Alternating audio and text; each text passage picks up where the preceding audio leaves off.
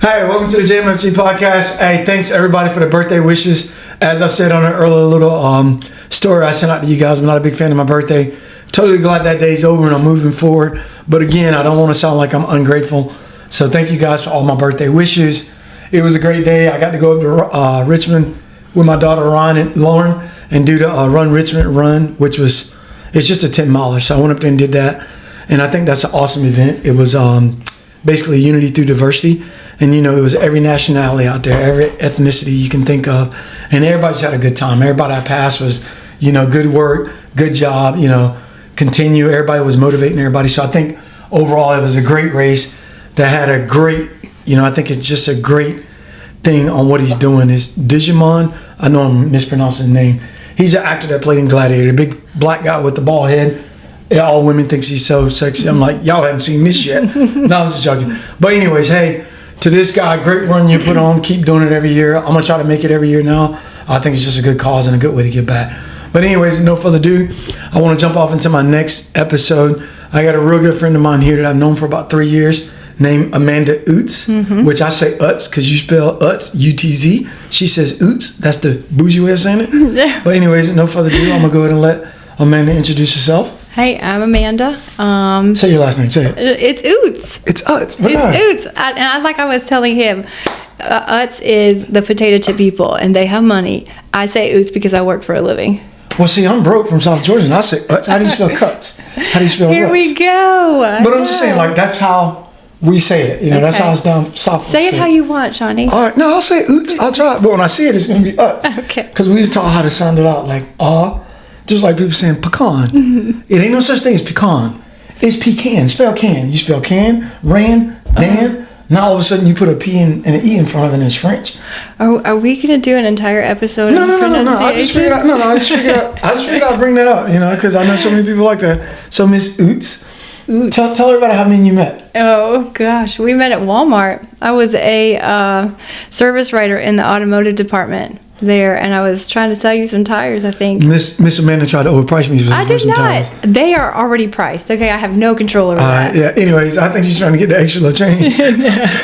She's like, Johnny, that's going to be $30 extra. I'm like, get rid of the bad stems and I'll take my own tires. But I think ever since me and Miss Amanda met, we've been pretty good friends ever since, I would say. And Miss Amanda is very religious, which I think is great because No. Let me correct you. I'm not religious. Okay. I have a relationship with Jesus Christ. Exactly. And I have a relationship with Jesus Christ too. He don't come to my house. I don't go to his. No, I'm just joking. I was raised up a Southern Baptist, but when I met Miss Amanda, you know, like I just felt like every time I would talk to her, one, I would become close to you, but also you'd always say something about faith. And it always just made me like, man, you know what? I appreciate that. At first I was like, oh, this lady's just talking. But then I realized that that's actually who you are. And another reason why I got Miss Amanda on the show today is because our show is helping through sharing, as people know. And if you look at Miss Amanda, you wouldn't think that. She's a beautiful woman. She's very intelligent. And she has a home podcast, which is Chronicles 21. And I want people to go on there. Everybody that's subscribed for my show, go on there and check out Chronicles 21. Can you tell everybody a little bit about your show? Well, Chronicles, first of all, it started out as a really long podcast name, and somebody called me out on that because it was really hard to like remember the whole name. It started out as Chronicles of a Delivered Pit Dweller.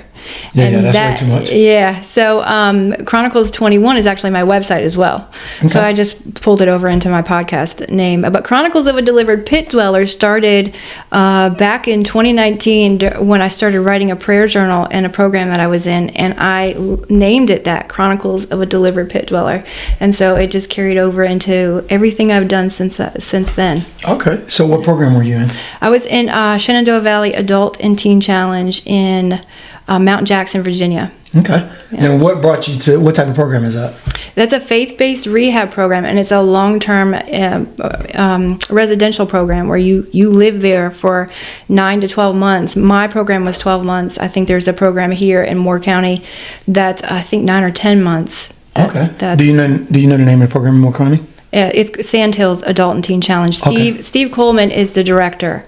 Okay. So, yeah. We're going to send a shout out to Steve Coleman real quick, the director of that. He's really awesome. Cool. He was just at the Freedom Conference. We did a Freedom Conference at our church a couple weekends ago, and him and his Teen Challenge guys were there and spent the whole weekend with us. It was really cool. Okay, so Now I know you said it was a rehab place. So what were you rehabbing from?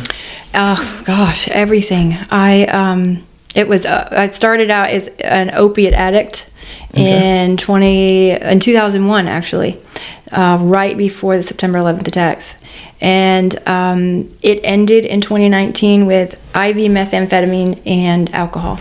Okay. So how did you get hooked on opiates? I gotta ask. Well, in August of 2001, I went into the hospital for what I thought was routine appendectomy surgery. Mm-hmm. My appendix burst, and while I was in the hospital, I found out that the doctor, like the board of doctors there, I guess is what you would call them, they had an entire board meeting on my appendix because they found what is called Crohn's disease in my appendix. And then within a month, they started treating me for it then, which was a lot of painkillers, of steroids, and I guess like different food. Like I couldn't eat the kind of food that I always ate. And within a month, even after treatment started, I was back in the hospital with a complete bowel blockage. I was throwing everything up. I couldn't keep even water down. So, and then. So bowel blockage for all my fans out there, because I know y'all like Johnny Glenn. The girl couldn't poop, y'all. She just couldn't go. She in the bathroom just spraying and nothing is happening. Yeah. You're doing everything you're supposed to do. It's just saying the body's just not working. That's right. So, that's basically what happened. I mean, long and short of it. And so they couldn't get it to the inflammation to come down. So they had to take 18 inches of my large intestine, I think. Okay. And I had a central line in my neck when I left the hospital, where I had to give myself antibiotics through that central line for a couple months. And the discovery of opiates at that time was it was intense. There was a part of me that felt better after all the years up to that point. There was trauma and confusion and chaos and stuff that led up to all of that. But there was a period where, when I first started taking those drugs, that I felt okay in my skin. And it was the first time in that 20 years, I was 20 years old at that time, that I felt okay. And I felt like I could look at myself in the mirror and be happy. Is that because you were high? Yeah. Obviously. Understand. Yeah. That I was broken. I was completely broken as a human being, and the only thing that made me feel whole was drugs. Right. Now I'm gonna say something real quick, just because I want to bring this up. Is I got teenage kids, you know what I mean? And at the end of the day, there's a lot of opioids right now, alcohol, drugs in general. You know, and what really upsets me is, like you just said, you went to the hospital to get better. Yeah. But instead you get an addiction. Yeah. And for all my military brethren out there, it happens to us all the time. It's always, hey, give him 800 milligram Motrin. Hey, give him some oxycodone. Yep. And then before you know it, you end up, I remember I was on oxy for about 3-4 months at one point. I had 2 cracks in my frontal lobe and I got shot in the foot. And I remember I was taking oxys like Skittles. And I remember when I stopped taking them, like, all right, I can get back to the team. I remember I would just start shaking. Yeah, it's bad. Like, and then for me, instead of taking more meds, because I didn't know any better, because I don't do any drugs and I don't drink alcohol, I would just eat chips. I would eat chips like they were going out of style. It was like the kid on Fast and the Furious. I'd have 10 bags of chips in my truck and I would just eat them. Wow. And then I realized that after, like reading about people on opioids, I realized that my addiction, I was addicted to them. I just wasn't addicted to them like, oh, I want to get high. It was my body that was addicted to them. You were dependent. Exactly. So you weren't necessarily addicted. Right. I was dependent on them. I feel like addiction is more of a mental and emotional. So you gotta have it. You gotta have it because you feel like, for me, I can't speak for everyone, but for me, it was the only thing that made me feel like not wanting to take my own life. Yep. So dependence is, yes, it could be considered a choice, but at the same time, like you said, the doctors at that time, 22 years ago for me, they were just throwing pills at a problem. Yeah. And they weren't trying to win you off either. No. Nowadays, they're at least, for the most part, done the right way. If you take oxy for so long, they give you whatever drug it is. Or they don't want to give it to you at all. Exactly, because they're scared. Yeah. Which I think is good. You know? Because there's so many military and law enforcement, first responder guys that go through all this, whether they're depressed, and we throw meds at it. Throw meds at it. And the guy really doesn't need meds. He just needs, somebody to talk to, or And or whatever the case may be. I had a friend describe it like this: addiction is kind of like putting a Band-Aid over a bullet hole. Yep. So it's a symptom of like a deeper problem. Right. And for me, there was the deeper problem for me was years of trauma, Right. years of not getting what I felt like, what I feel like now. I got you. I needed as a child. Right. And don't get me wrong, okay? There was, yes, my childhood was crap. And it was scary. Right. And it was traumatic in a lot of ways. But there did come a time as an adult, as a young adult, when I made my own choices. Right. And I know plenty of people that went through worse than I did as children and did not end up sexually, what is the word I'm looking Abused? for? Not sexually abused, but sexually promiscuous. Okay. Because that's where it started for me at 16 years old. Right. Sexual promiscuity, and then at 20 it became drugs. Right. I know plenty of people that went through way worse than I did and didn't choose to live a life like that as adults. So I do believe that it's a choice. I agree. It's totally a choice, and there are more options than escaping reality through a substance. My ex used to always tell our kids, God's watching, and you can tell when they did some wrongs. They'll be like, their eyes will get big. And then she'd always tell them, you got a choice. Yes. God's watching, you got a choice. Yes. And, for a while, it would put fear in them because we would pretend like we knew what they did and just walk off. Well, God's watching. And they would feel guilty and come back and explain. Yeah. As they got older, they're like, man, I'm going to see if God tells them, so. But see, that's the thing. Yes. That's, okay. Let me just say something about that. Yes, God is watching. But it's still your choice. But it's still my choice.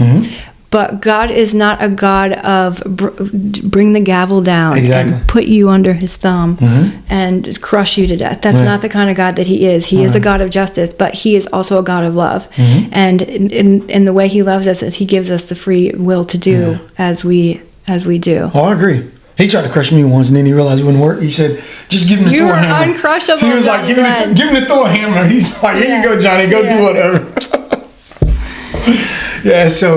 So after you went to this rehab place, you say you were there for 12 months? Almost, yeah. Almost. And this was in 2019, going into 2020. So let me just tell you. Go ahead. July 26, 2019. July 26 is my clean date. So I just celebrated 4 years of sobriety. Give me some of that. That's awesome. Yeah. Really? Yeah. How does it feel? Really good. Really good. I feel my age now, though. Really? Yeah. How old are you? 42. See, I just had a birthday the other day. You're like 3 years older than I am. Yeah. That's awesome.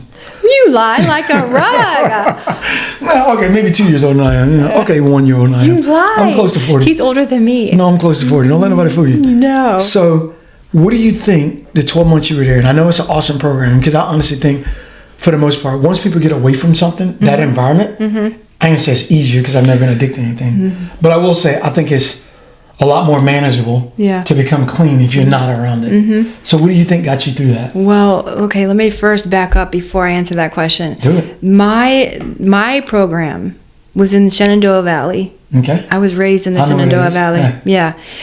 So it was maybe 30 minutes from my hometown. And so a lot of the places that we went during this program, like for church, we visited churches and did things around the community. A lot of the places we went was right in my stomping grounds. Like I could look down a street and think, I remember what I did in that parking lot. I remember what I did at that motel. I remember how I almost got caught by the cops at that place. Or, and it was horrible, but it was also necessary. I was going to say it's good and bad though, because you know where you could have been. Yes. Yeah. It was also necessary. So it also taught me that for me, it was necessary to move away from familiar people, places, and things for me. And I feel like that might be the thing to do for a lot of us who struggle with addiction, and especially in one place for a very long time. I was an addict from 2001 until 2019, so 18 years. That's a long time. A long time. And there was maybe 3 days of sobriety total in that 18 years. Oh my God. So what else? So being in that place or being close to home right there, I know that made it hard for you, but in the long run, I think it made you see the light also. So what else would you say that helped you make it through those 12 months? So I'm really good at adapting. Okay. And I knew, well, I will say this. The original reason I went into that program was because my family had basically said, we're done. Yeah. And it was the best thing that they ever did. They stopped enabling me. They stopped giving me money. They stopped taking care of me. So I had to do it on my own. And so when I went into the program, what I think helped me is I learned to adapt to the bubble. I was in a bubble. We were on a mountain, like literally on a mountain. Right. And we only went out into the community with other people around us that could basically watch our every move. But in that program, I was introduced to Jesus. Okay. I met him face to face. He was front and center, and he changed my life. He picked me up and flipped me upside down, 100%. And I started reading my Bible. I started praying. I started meditating on his word. I started considering the things that I was reading and watching, because one of the things that they do in the program is you go into other churches and you hear stories of other people that were helped by the program. And so they're helping to share. Same thing I'm doing here. Yeah, same thing. Sharing testimonies. Yep. So this is what I'm doing. You might call it something else, but this is my testimony. Okay. What I'm sharing with you is my testimony. Because there is, I have no, and I told you this before we started, I have no story without Jesus Christ. Right. None. That's good. So I met him in that program. I got to know him in that program.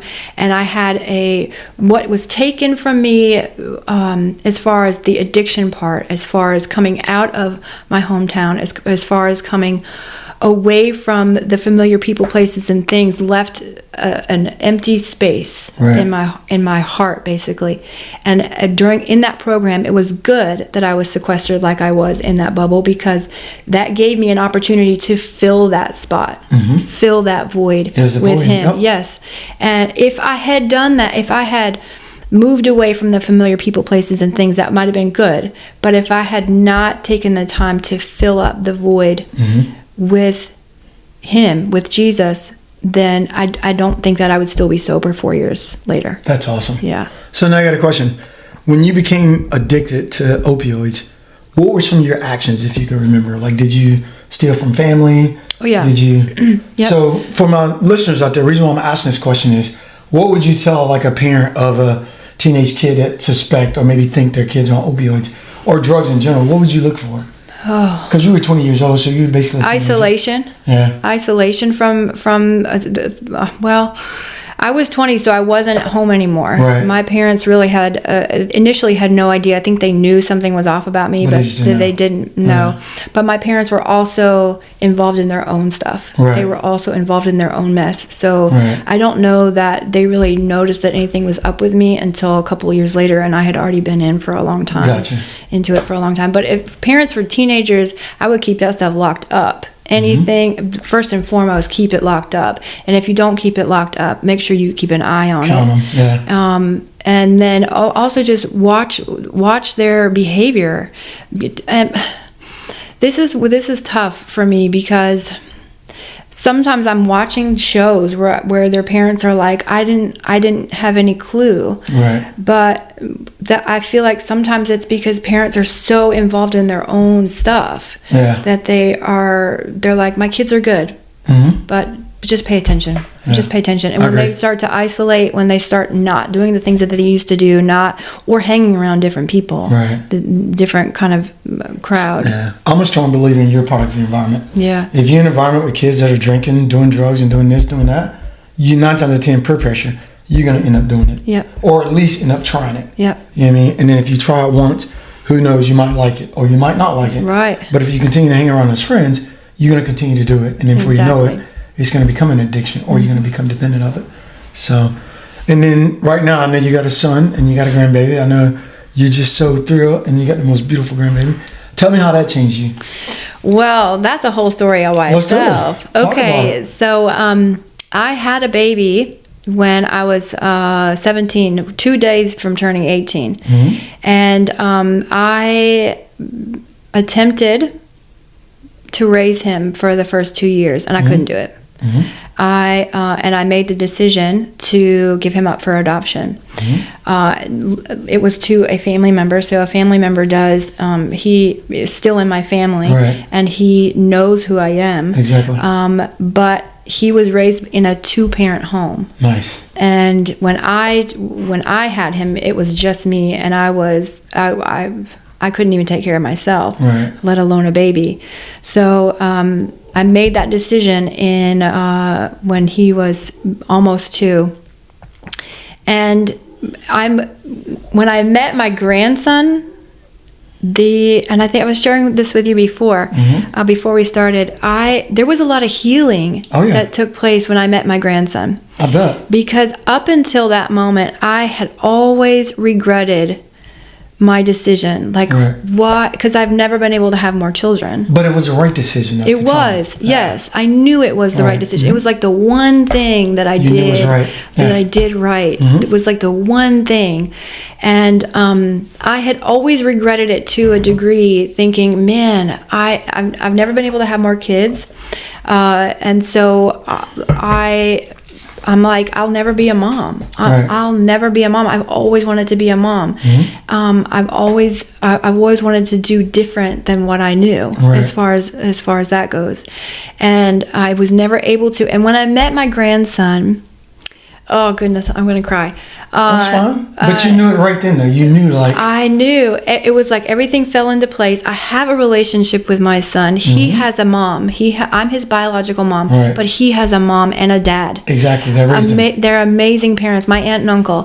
They are amazing parents. They've raised an amazing young man. And what I figured out when I met my grandson is that had I kept him, had I attempted to raise him as messed up and as crazy a mess as I was, I don't know that I would have the opportunity now to be a grandmother.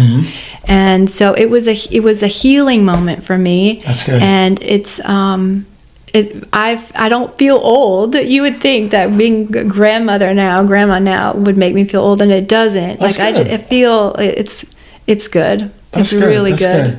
That's good. So now you get a do-over. Sort of, yeah. Well, at least you get to spoil him. You get to do things different. And then give him back. That's it.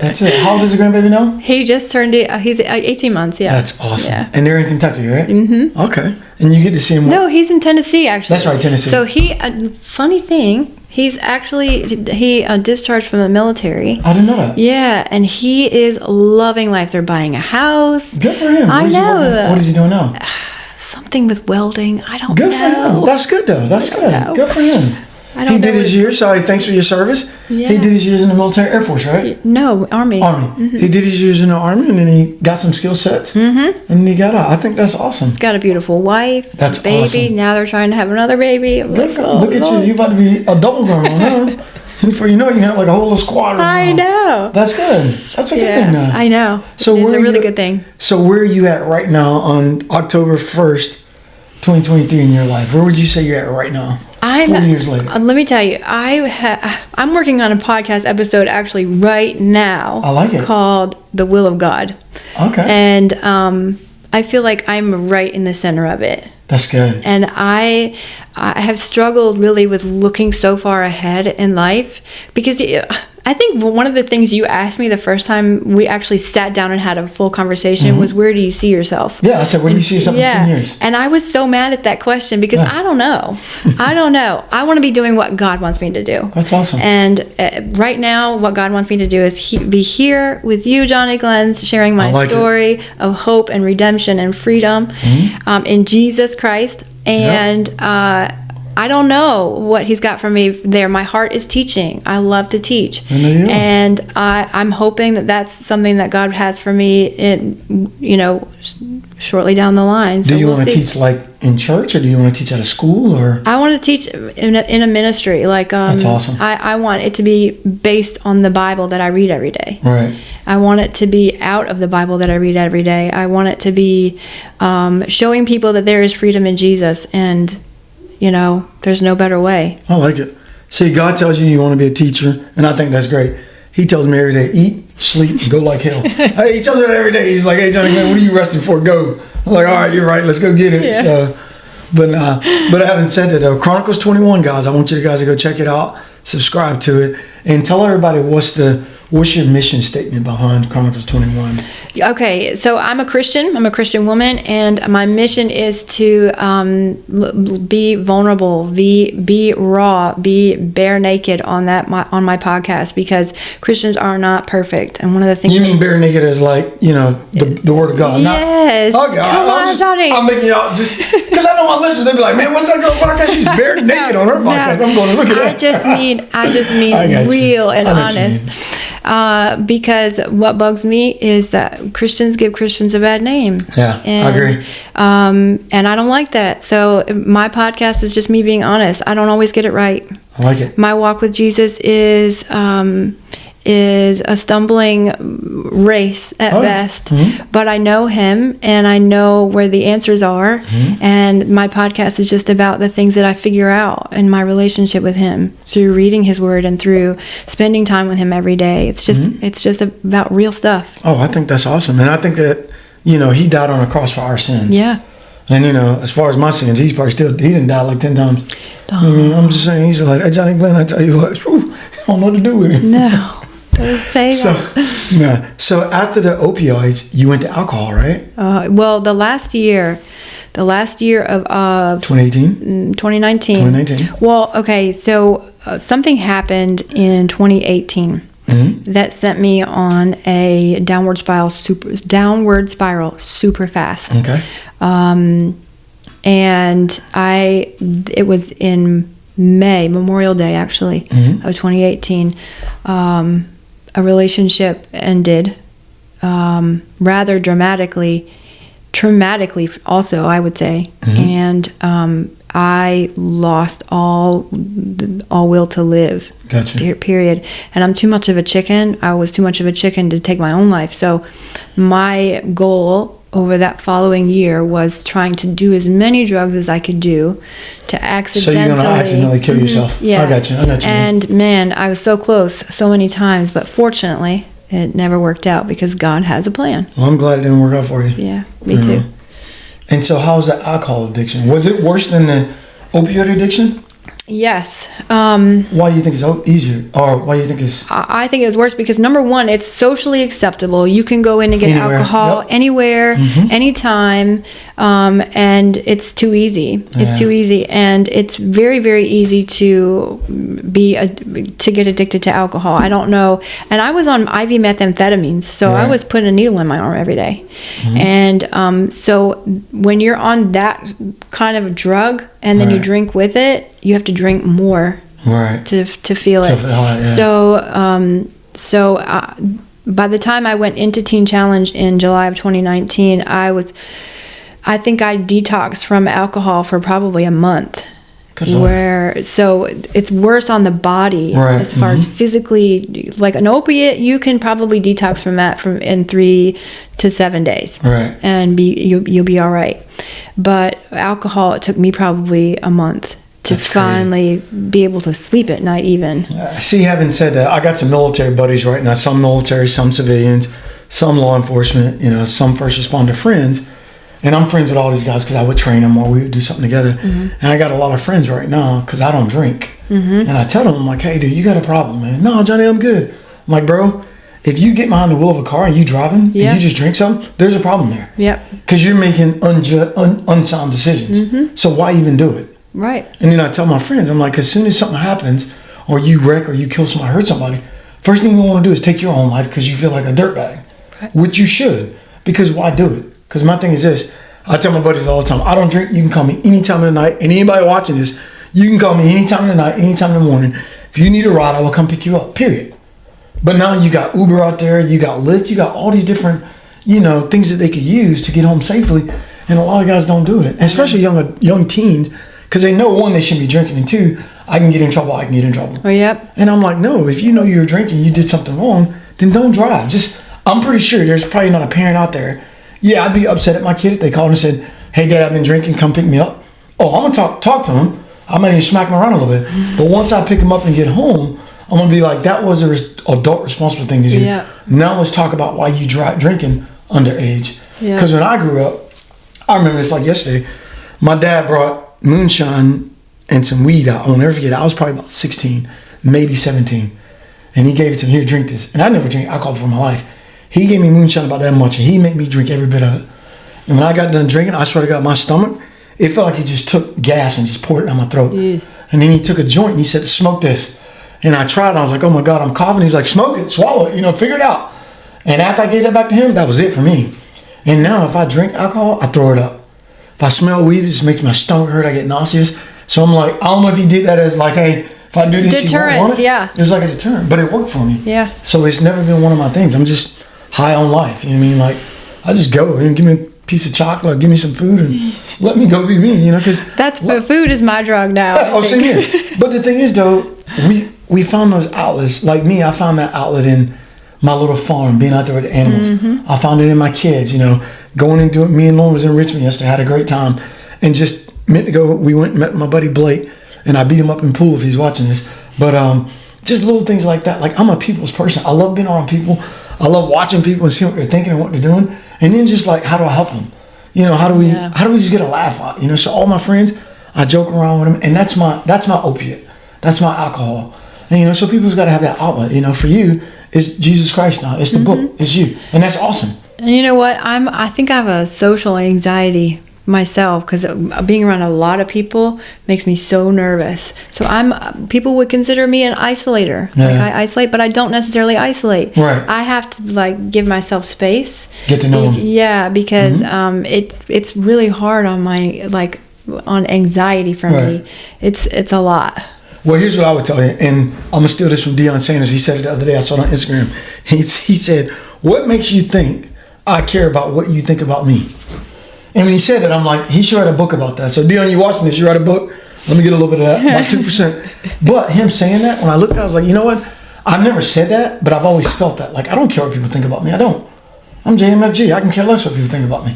And I talk about myself in the third person. I'm going to do that probably to the day I die. And I've been told people talk about themselves in the third person, they got some mental disorders. I'm like, well, I got a ton of those, let me tell you. So at the end of the day, what I would tell you is your anxiety. Why do you care about what people think about you? Because for you, you should be able to look at people and be like, look at my walk of life and what I've done. You know what I mean? Like, what you've done is probably I know, more it's a little bit harder than that. I'm figuring it out. Yeah, and you are. I'm figuring it out. I have a lot less care now than I did 4 years ago, 5 years ago, 10 years ago. I have a lot. I could care a little bit less now. So I still care. It should be AMFU. I'm a man of fucking oots. No, sir. And but I'm saying though, now it's like, whatever holds you. Just like me, I've done things I'm not proud of. I've done things that, I'll regret to the day of my life. I've done things that would probably get me arrested. I've done things that somebody else would be like, I wouldn't have done that. Well, that's different between me and you. Because I love my brother and I'm going to make sure they come home. So at the end of the day, I can look in the mirror and say, I don't care what nobody else think about me, because everything I did it for a reason. And in my eyes at that time, it was the right reason. Yeah. And I'll take that to my grave. And then when the man upstairs come and judge me, he hopefully will do like a hearing. Me and we sit down, he can talk, we can conversate a little bit, because I got a lot of stuff to throw at him. Like, I don't know if that's how it works, Johnny. We've had conversations about this. But that's how it's going to work with me, though. He's going to be like, I need to talk to this kid. I don't know that you'll be given that opportunity. But, we're going to talk. Okay. We're going to agree to disagree. We're going to have a panel. So he's going to have a panel. I want everybody from the Last Supper, and it's going to be me talking. You know what I think? Oh God, what you think? We've talked about this. What you think? Tell me what you think. Y'all need to know we've had some crazy conversations about this. And don't let the smile fool you, because she'll hang up and won't talk to me for like 3 or 4 days. No, you lie. You wouldn't talk to me for like 3 or 4 days sometimes. I'll be like, hey, you good? You'd be like, I just don't like the way you talk. I'm like, hey. No, don't put that Because as I've gotten older, I see things a little differently now. I'm not saying they're right or wrong, but I see them differently. And I'm not saying, because I was raised a Southern Baptist. When I say, you know this, when I say we went to church all the time, we went to church 8 days a week.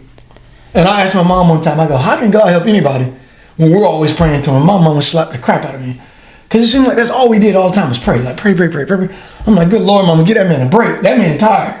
No, he got all these other people. He never slumbers or sleeps. That's scripture, honey. That's what they say. You know what I mean? You got to take a little. He knows every detail about every single life. No, because when he made me, he put me in that little. He got this little. This is what I think. He broke the mold with you. Yeah, because he puts you inside this little thing, right? And he turned these knobs and adjustments on, right?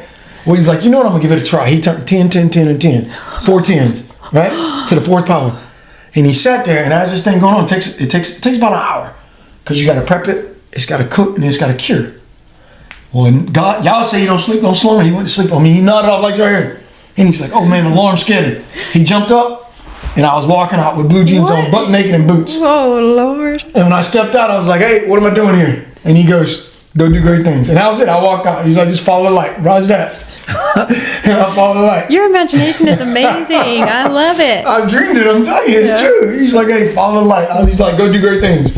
And I've been trying to do great things. I have. But I do have God in my heart. You're doing good things here, Johnny. I'm trying to do good things. This is a good thing you're doing. I think it is a good thing. Yeah. I think it's good. I think it's a little unique. I think people are doing their own things in their own way. Mm-hmm. Because right now, with the way the culture is, the way the world is, we need like some uplifting, encouraging stuff. That's real. Not this fake stuff that you see on social media these days. Like real stuff. Like I'm a mess. Yeah. But I know Jesus Christ, and that's where my freedom comes in. That's where my message comes from. So. But you're a mess. I'm a hot mess. You are a hot mess. I'm in a whole other category. A whole other ballgame. Whole other category. Mm-hmm. But what I will agree with you is agree and disagree. Our culture, people always say it's different times. Mm-hmm. No, it's not. We choose to make things that we are. Like my ex said, there's a choice. My kids, when they meet adults, they say yes, ma'am. They say no, ma'am. They say yes, sir. And they say no, sir. Because that's how we raised them. They know about respect. They give that respect. Mm-hmm. You know what I mean? And when they do wrong, you tear their butt up. Or you put them on punishment. Or some people put the kids in timeout. Me, I put leather on them, tore their butt up. That's what my dad did for me. Yeah. And I turned out not great, but I turned out, I'm in the top 20%. You know what I mean? I'm all right. So at the end of the day, I feel like even if times have changed because we have technology now, you still got to parent your kids. Yes. You got to parent them. Most of our kids are being raised I don't even have it with me, but this is how you parent them. And that's how they parent them, Yeah. I remember one time I sprained my ankle one night. My son, I texted him. I said, "Hey, come downstairs. We're about to eat." And he texted me back, "I'll be down in a few minutes." As soon as my phone went ding and I read it, the phone went in the air. I was trying to get up the stairs so fast, I tripped and fell and sprained my ankle. He came in his room, he's like, "You all right?" I was like, "Yeah, I'm all right," but I just twisted my ankle. I was like, "That's God's work." So I was going to put my hand on him. You do not text me. I'll be down in a minute. When I tell you it's time to eat because your mom in that kitchen slaving, you get downstairs right now. If anything, I prefer you to yell, "I'm on my way." But don't text me. And after that boy, he didn't text me no more while he was in the house. Even if I text him, "Hey, text me this, and this," he'd come tell me. Like, "Hey, Daddy, such phone numbers." Now I'm on. He learned quick. Yeah. But you teach him that stuff. You know what I mean? And my kids aren't perfect by no means. But they also learn by example. That's it. And that's exactly what they learn. You're at the dinner table with your face in your phone and not like that was something that even when I was a kid, we didn't have a lot of family dinners. We didn't have a lot of like togetherness. Right. It was basically us. And we were taken care of, we were given the necessities, but like the mental, the emotional, the affection, those kinds of things, those were severely lacking when I was a kid. Now I'm not going to say that, you know what also, let me just switch gears for a second. We also don't know what's going on in our parents' lives. That's a fact. We don't know what's going on in our kids' lives. But we don't know, like I say I had a choice. There came a point when I had a choice. I made my own choices, but there was a shaping that began when I was a child, and it started there. And I for a long time I blamed my parents, but I also didn't know what was happening with my parents in detail. I don't know what led them to do or not do the things that they did. So, and I know that they are dealing with those things on their own. Like I know that they see the aftermath of their kids, and I know that they are wrestling with those things on their own. So I think that's another thing too, is kids, any kids that are listening, young people, give your parents some grace, because we don't know what's happening behind the scenes. We don't know what has led them to be who they are and where they are and the kind of parents that they are. Oh, I agree. And having said that, for kids, parents, grandparents, the whole 9 yards, like Amanda just said earlier, pay attention to the kids, be in their lives. And one thing I would say that I try to do with my kids, they're older now, they're almost adults, but like Sarah and Lauren, I'm always affectionate to my kids, always. They get tired of it. Because Sarah came home a couple of days ago, her mom made chicken dumplings, she was coming home. So I grabbed her and hugged her, and she's like, all right, Daddy, yeah, I'll meet up. I'm like, yeah, baby, I miss you, I love you. I do the same thing with Lauren, I pinch their cheeks. My dad used to do it, pinch their cheeks, hug them, kiss them on the cheek, and I try to show them that affection. Because if you show them that affection, they're going to show their kids that. Right. And then in turn, this is going to make that generation better because they're affectionate each other. They're also learning too what a man should be. Oh yeah. Like what a man should be in their life, whether it's husband or otherwise. Like this is the kind of person that you want to marry. Oh, it's so funny. My daughter Lauren, her boyfriend is Josue. So Josue, if you're watching this, he said, well, I don't know if it's her boyfriend. It's her friend Josue. I ain't gonna say her boyfriend, her friend Josue.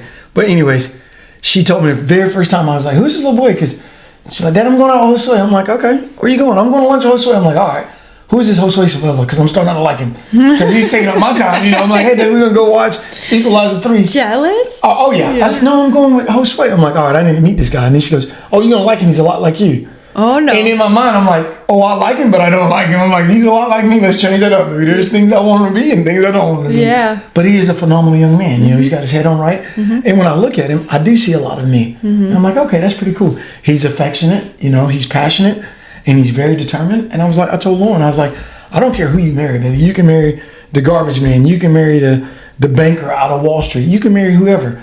Just make sure he's got principle. Yeah. He's honest and he treats you right. That's it. And he's gonna make mistakes. Yeah, because I've made my share of mine. But how does he learn from those? Is he learning from those to be a better man, or is he just, all right, I'm just gonna sweep him off to the side and do what I do? Yeah. Now that's the case. You walk away from it. Like, all right, I can't take it. I'll walk away from it.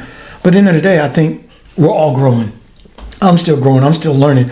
And the reason why I bring up the parent thing is because every day, there's not a day that passes that I don't think about something that my mom and dad told me. It's because I see it. And I remember, I'd be like, my dad would be like, "I told you so. Didn't I tell you?" He would always say, "Live and learn." I'm like, what does that even mean? Wait till your kids get older, live and learn. And now it's like, oh my God, I understand exactly what he's saying. And he used to always tell me, I can't get you everything, but if you want to do something, I'm going to support it. And so anytime my kids want to do nothing, Sarah just told me she wants to play lacrosse. I'm like, let's go get your lacrosse stick. Let's figure out how to play it, and you go do it. Lauren wanted to shoot a bow. I went and got her a bow. I'm going to feed that stuff to you because now that's more time I get to spend with you. Yeah. That's more time I get to watch you grow and get to teach you principles of hunting. You're giving them wings. Oh, yeah, teaching them how to fly. Oh, yeah. Water glands, they were born with wings. They just got to grow. They can fly a little bit when they're born. That's just the way they're born. That's how glands come out. I came out with boots, the girls come out with wings. You know what I mean? We can see like, what is wrong with this guy? Oh, Lord, we're not going to do it. But hey, again, I just want to thank Amanda for coming on the show. If there's anything you want to say to the audience that's watching, kids, adults, all the same, go ahead. I'll give you the floor and let you do it. There's so many things I would love to say. If you're in addiction, if you're facing addiction in your own life, or if you know someone, love someone that's in addiction, that's not how it has to be. And there are places that you can go. There are people that you can call. Johnny here can get you my information if you need it. Because that is not how life has to be. And Jesus, I'm just going to say it, Jesus is the answer. For me, he was the answer for me, and I believe that he is the answer for anything that you might be facing. So don't give up. That's the biggest thing. Don't give up. I like it. Yeah. Hey, I'm going to share one story when you just said that, and I hope, I was on Instagram the other day, right? And I usually don't reply to stupid stuff, but I had to reply to this. And I hope this guy gets this. I think his name is Earl or Elliot or something like that. This girl, father had passed away. He was in the military. They were driving him down during a funeral session on the highway. This guy was prior military. He got out of the vehicle and he saluted him as he was driving by. Well, his daughter, the deceased daughter, her daughter did some research because the guy's tag was in there, and she sent him a thank you note. They found out who he was through the DMV. Sent him a thank you note. I said the same thing. Oh man, that's not only is that sweet, that's respectful. Yeah. Some idiot came on Instagram. I ain't gonna call the guy idiot. Some idiot came on Instagram and he said, "Oh man, hey, be careful because that's that guy's personal information." And oh my God, I didn't lash out. I told him, I go, "Hey man, all she was doing was thanking the guy for his respect. Yeah. We need a lot more of that in the world."